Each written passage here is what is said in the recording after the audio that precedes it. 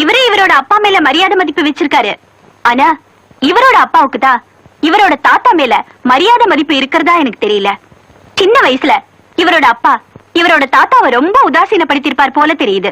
அதான் இவரோட தாத்தா தன்னோட 20 லட்சம் ரூபாய் சொத்தையும் இவரோட அப்பா பேர்ல எழுதி வைக்காம கோயில் குளத்துக்கு எழுதி வச்சுட்டு திருநெல்வேலியில எங்கேயோ ஒரு மூலையில தனியா உட்கார்ந்துட்டு இருக்காரு. இவர் தாத்தா சாகிறதுக்குள்ள மொத்த உயிலையும் மாத்தி எழுத இவர் அப்பா துடிச்சுட்டு இருக்காரு.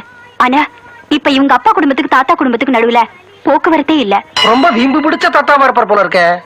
ஆமா, அந்த தாத்தாவோட பேர் என்ன? ஆலோல சிங்கம். ஆலோல சிங்கமா? ரொம்ப வித்தியாசமான பேரா இருக்கு.